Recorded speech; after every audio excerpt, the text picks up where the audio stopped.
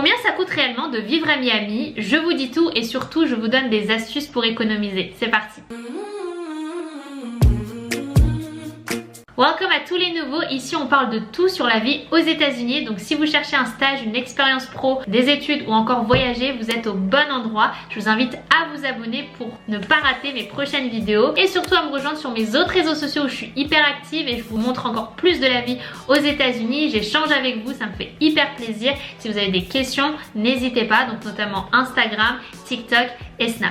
Aujourd'hui on va parler du coût de la vie à Miami. Donc, moi j'y ai vécu pendant presque 3 ans, donc je connais vraiment que Miami, la Floride, l'état de la Floride. Je sais qu'il y a d'autres états où c'est beaucoup moins cher. Je vais vous donner quand même les 5 autres états où c'est vraiment abordable pour le coût de la vie. Vous avez Oklahoma, Mississippi, Missouri, Kansas et New Mexico. Alors faut savoir qu'à Miami il y a plus de 100 quartiers. La première dépense ce sera le logement, le loyer. Ça différera en fonction de là où vous serez situé, donc du quartier où vous serez. Vous avez d'un côté Miami Downtown, vous avez d'un autre côté Miami Beach. Ce sont deux villes distinctes et les deux font partie d'un comté. On appelle Miami-Dade County. Ensuite vous avez d'autres villes un peu plus au nord de Miami. Fort Lauderdale qui a un aéroport, très bien aussi si vous voulez venir sur Miami et c'est moins cher parfois au niveau des billets. Plantation, Coconut Creek, Deerfield Beach, etc. qui font partie donc d'un autre comté qu'on appelle Broward-Dade County. Alors au niveau des choix de logement, vous avez plein de choix. Vous avez condo, appartement, townhouse, house, villa. Tout dépend de vos moyens. Donc soit vous pouvez le prendre en furnished ou unfurnished, c'est-à-dire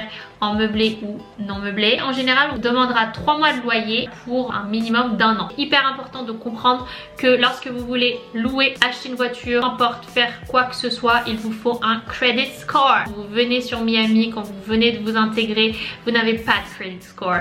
Donc il faudra prouver en fait que vous pouvez être quelqu'un qui paye bien, etc. Sauf que si vous ne pouvez pas, eh bien vous n'aurez pas d'avantage. Je vous en parlerai peut-être dans une vidéo pour vous expliquer parce que le credit score c'est super important si vous voulez vivre aux États-Unis. Sinon au niveau des prix, donc vous allez être choqués, mais comme Miami, si on compare à des villes comme New York, Boston ou Los Angeles, c'est le moins cher on va dire. Mais les prix sont quand même élevés. Donc par exemple pour un studio pour 500-600 square feet, donc je parle en square feet parce que c'est les mesures américaines mais ça fait à peu près dans les 46-56 mètres carrés, vous allez être pour un prix moyen de 1000 $. Pour un one bedroom avec salon, donc une chambre salon, ça va être dans les 1500 $. Pour du 75-80 mètres carrés. Ensuite pour du 2 bedrooms avec salon, donc 2 chambres salon, ça va être dans les 1700-1800 $ pour du 100 mètres carrés. Et ensuite pour du 3 bedrooms, donc 3 chambres avec salon, ça va être dans les 2000-2500 $. Ça peut monter jusqu'à 3000 selon le quartier où vous êtes. Et on va aux alentours des 150 mètres carrés. Et si on compare par exemple avec l'état de Oklahoma, pour un 2 chambres salon, donc 2 bedrooms salon, on est à 750 $. Donc vous voyez la grosse différence. Il faut savoir que chaque immeuble, en général, vous êtes équipé de la piscine, jacuzzi. Des fois, vous avez une buanderie commune, c'est-à-dire que votre laverie est en dehors de votre appart ou parfois à l'intérieur. Place de stationnement ou parking, salle de sport. En général, la réception 24 heures sur 24, surveillance avec parfois un valet, salle de réunion aussi pour ceux qui voilà sont dans le business, etc. Des fois il y a le spa. Donc tout ça, ça dépend vraiment là où vous êtes et de votre immeuble. Moi au début je suis arrivée sur Miami Beach puisque je travaillais à Miami Beach. J'étais en coloc et on était en fait dans un immeuble en condo, en penthouse. Donc penthouse c'est vraiment le tout dernier étage. On avait voilà possibilité de faire du barbecue en extérieur. Comme je vous ai dit, tout piscine, jacuzzi, accès directement à la plage puisqu'on était sur Miami Beach. Donc vraiment hyper bien situé. Vous pouvez aussi être en maison hein, parce que moi ensuite j'ai déménagé en maison puisque j'ai évolué dans ma carrière et du coup j'ai eu l'opportunité d'être chez de la famille d'amis, donc en maison américaine qui était juste à 15 minutes du coup de mon travail. Si véhicule, donc j'avais un véhicule à disposition. Vraiment ça c'est mon expérience. Après je vais vous donner quand même différentes dépenses possibles. Pour chercher un appart, différents sites, Trulia, Zillow. Pour chercher une coloc, Easy Roommate, Roomgo, des groupes Facebook d'expatriés. Franchement il y a beaucoup de mouvements, des gens qui laissent des chambres, des gens qui laissent des apparts, plein de jeunes professionnels, d'étudiants, etc., qui cherchent vraiment des colocs, donc c'est pas un problème. Le site apartments.com et aussi le site Craigslist, c'est un peu le bon coin américain, donc faites attention quand même aux arnaques, mais il y a des fois des chambres chez l'habitant, etc. Vous pouvez être à 500, 600, 700 $.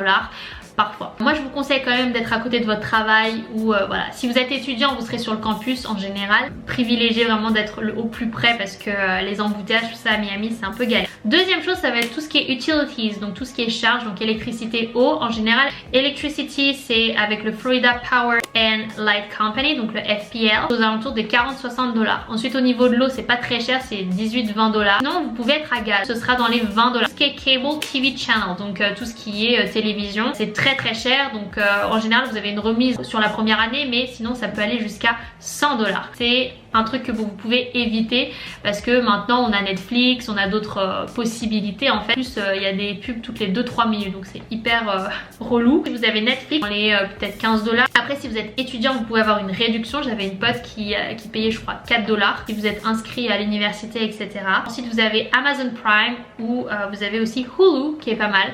Il y a des séries sur Hulu qu'il n'y a pas sur Netflix par exemple, aussi Disney+, etc. quoi. Donc voilà. Internet, donc ça dépend des quartiers où vous êtes obligé de prendre un certain service, donc le plus connu c'est AT&T, d'ailleurs le plus cher. Aussi tout ce qui est pour le téléphone, je vous conseille d'aller chez T-Mobile si vous venez sur Miami, comptez aux alentours des 70 $. Je vous conseille aussi de prendre des prepaid cards. Vous n'êtes pas très longtemps sur Miami ou aux États-Unis, vous n'allez pas rester très longtemps, ne vous engagez pas dans un abonnement pour 1 an, 2 ans, enfin prenez un prepaid card sans engagement. Par exemple il y en a un qui est pas très cher à Walmart, c'est du 24 $, je me souviens.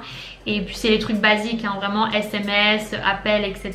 Que les United States, pas international. Moi en tout cas, j'avais toujours gardé mon téléphone français puisque avec Free, j'avais 5 Go d'internet, appels et SMS gratuits, France, États-Unis et tout. Donc vraiment, j'ai gardé. Et puis j'avais aussi un numéro américain parce que pour l'administratif, pour le travail, enfin c'est important quand même d'en avoir un. Au niveau des transports, c'est pas hyper bien développé à Miami, mais il y en a quand même. La voiture. L'essence, c'est vraiment pas cher aux États-Unis. Average price per gallon. Ça dépend de votre voiture en fait, dans les 35 $, quelque chose comme ça. Voilà, j'avais une amie, elle avait une BMW, je crois qu'il datait de 2004. Son plein c'était du 35 $.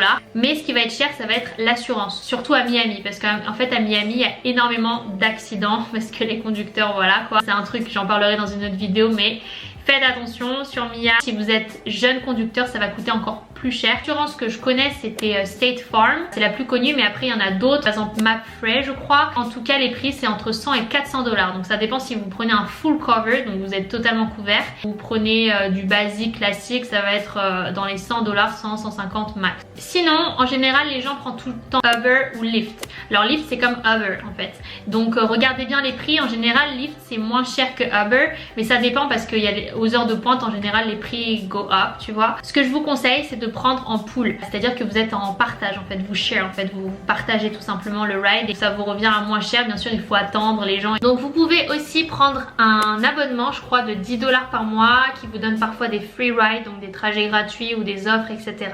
ou pour payer moins cher votre ride, votre trajet, excusez-moi. Vous avez le bus, donc le bus c'est 2 $ il me semble. Vous avez la possibilité d'avoir un pass de 30 jours. Moi j'avais déjà essayé à Broward, Dade County, donc dans le comté de Broward à Fort Lauderdale, mais pas à Miami, et je crois que c'était aux alentours de 60 $. Sur Miami, ce qui est super, Miami et Miami Beach, vous avez le trolley qui est gratuit. D'ailleurs si vous êtes touriste, je vous conseille d'aller le prendre, ça vous fait le tour en fait de Miami, des quartiers et tout. Vraiment il y en a toutes les 10-15 minutes, donc ça passe. C'est ce que je prenais à mon retour du travail. Le matin je prenais en général Uber au début quand j'étais sur Miami Beach. J'avais aussi le Metro Mover, donc c'est un métro, petit métro qui est sur downtown, donc au centre-ville. Vous avez aussi le Tree Rail, donc c'est vraiment le train. Ça je sais plus combien ça coûte, mais je l'ai jamais pris. Le seul train que j'ai pris c'était le Brightline. En fait c'est le nouveau train, c'était un nouveau train en 2018, quelque chose comme ça. Donc en fait c'est un train express qui fait Miami, Fort Lauderdale jusqu'à West Palm Beach et même maintenant je pense Orlando. Donc si vous venez en tant que touriste, que vous n'avez pas de véhicule et tout, c'est hyper cool de prendre ce train. Ça coûte je crois 16 $. Et franchement hyper bien la qualité et tout, enfin j'aime trop. Je vous conseille de prendre une voiture d'occasion, donc les used cars. Vous avez plein de dealerships où vous pouvez avoir du 2500-3000 $ pour la voiture d'occasion en bon état. Au début genre la classique basique qui est plutôt une bonne voiture et pas chère, genre la Honda, voilà, c'est pour ceux qui ont un petit budget, qui viennent d'arriver et tout, pas mal. Vous pouvez prendre du leasing, vous louez la voiture et en fait tous les ans vous pouvez la changer. Et par contre, bon, il y a l'assurance et tout compris, vous payez peut-être, bon, 400, 300 $ par mois, mais parfois vous êtes restreint au niveau des kilomètres, donc faut faire attention, enfin au niveau des miles, pardon, parce qu'on parle pas de kilomètres aux États-Unis, on parle de miles. Voilà au niveau des transports, j'espère que j'étais assez claire. On passe à l'assurance santé. Donc pour l'assurance santé, moi avec mon visa J1, j'étais avec Aetna, donc je payais pas l'assurance, en fait c'était directement intégré à mon programme visa pour expérience pro à l'étranger. Cette assurance est super apparemment d'après une copine américaine. Quand vous avez une assurance aux États-Unis, c'est un peu compliqué, mais c'est privé en fait. Vous avez toujours votre partie à payer qu'on appelle la copay. Il me semble pour mon assurance, pour voir un spécialiste docteur, c'était 50 $ ma part. J'avais payé 50 $, je me souviens, parce que j'étais allée voir un spécialiste pour mon oreille. J'avais payé ma part et je crois que j'avais vu la facture qu'ils m'ont envoyée, c'était dans les 250 $, quelque chose comme ça, 300 $. Donc l'assurance avait pris une partie. Et sinon pour mes médicaments, je les avais payés en pharmacie il me semblait, et après je devais tout scanner pour les envoyer à mon assurance pour qu'elle me rembourse. Ça c'était mon expérience chez le médecin. Sachez que pour les assurances, comment ça marche en fait, chaque assurance a un réseau en fait de docteurs, d'hôpital, etc. Et il faut absolument que vous allez chez ce médecin, chez cet hôpital en question. Donc il y en a énormément, hein. Vraiment ils ont un grand réseau quand même, donc c'est pas, vous êtes tout le temps obligé de trouver le docteur, mais voilà comment ça se passe. Il y a d'autres assurances, je vous mettrai un peu les assurances les plus connues. Vous avez des assurances santé aussi pour les expats. Si vous êtes étudiant en université américaine, etc., en général l'université peut vous proposer aussi votre assurance. C'est aux alentours des je crois 100 $ par mois, quelque chose comme ça. Sinon si vous avez un poste aux États-Unis, en général votre employeur prend en charge votre assurance, donc soit en totalité soit une partie. Ensuite vous avez le grocery shopping. Alors là je vais vous parler des courses. J'ai vraiment fait énormément de supermarchés, mais j'ai mes gros coups de cœur, mes endroits où vraiment je vais tout le temps. Là vous pouvez le voir dans mes vidéos Florida Life, n'hésitez pas à regarder ma playlist. Vous avez Publix. Publix c'est style Monoprix, voilà. En plus ce que j'aime bien à Publix c'est le service, la qualité des produits, etc. Maintenant vous avez Whole Foods et Trader Joe's, c'est pour manger vraiment sainement, donc vraiment avec des produits bio, etc. Vous avez aussi le Fresh Market. Whole Foods, j'y vais pas tout le temps, enfin j'achète des trucs en particulier, mais je vais beaucoup chez Trader Joe's, moins cher que Whole Foods, et en plus vous avez des produits français aussi. Enfin vraiment c'est la qualité et je kiffe. Sinon vous avez les grands supermarchés genre Walmart qui est l'équivalent de Carrefour. Les choses sont moins chères, mais bon le service n'est pas comme chez Publix où on vous range vos courses, on vous met les courses dans votre véhicule, etc., etc.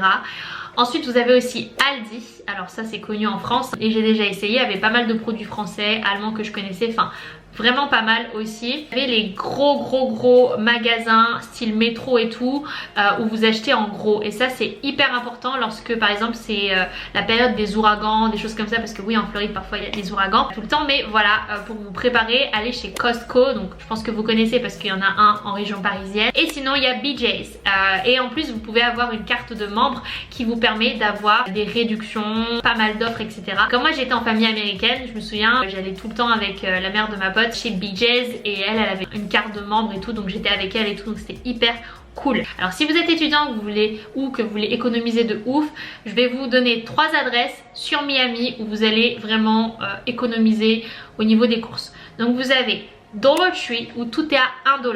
Donc ça c'est plus, enfin vous avez plein de marques en fait que vous retrouvez à 1 $. Donc des marques, hein, genre par exemple tout ce qui est dentifrice, produits ménagers, etc., etc. Après tout ce qui est nourriture, j'ai pas testé, mais voilà, pas mal de choses quand même. Ensuite vous avez Family Dollar aussi. Et ensuite vous avez Presidente.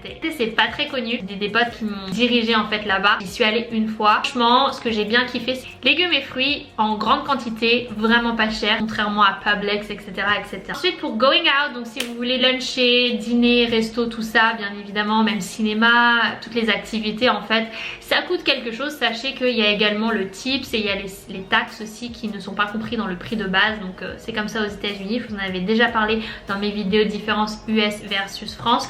Et donc si vous voulez par exemple prendre un petit lunch basique, vous allez être aux alentours des 10-25 $. Sachez que sur Miami Beach c'est super cher parce qu'ils savent que c'est touristique. Donc si vous voulez dîner dans un endroit un peu fancy, donc un peu plus luxe et tout, donc ce sera autour des 20-25 voire plus $. Moi je vous donne un bon plan, c'est d'aller sur l'application Eventbrite. Et Eventbrite, vous allez trouver Eventbrite Miami plein de possibilités d'activités, des fois gratos, faire du sport en plein air avec des gens, enfin hyper cool. Vous pouvez faire des rencontres, il y a pas mal d'événements également. J'espère en tout cas que cette vidéo aura été complète. N'hésitez pas à me dire ce que vous en pensez en commentaire, à lâcher un like, ça me ferait très plaisir pour me booster à continuer mes vidéos. Et surtout, dites-moi, posez-moi vos questions en commentaire si vous en avez, des suggestions de vidéos, n'hésitez pas. Rejoignez-moi sur mes autres réseaux sociaux comme d'habitude, Instagram, TikTok, Snap. En tout cas, merci d'être de plus en plus, on est plus de 6000 sur cette chaîne et ça me fait super plaisir de pouvoir vous aider encore une fois dans vos futurs projets de American Dream.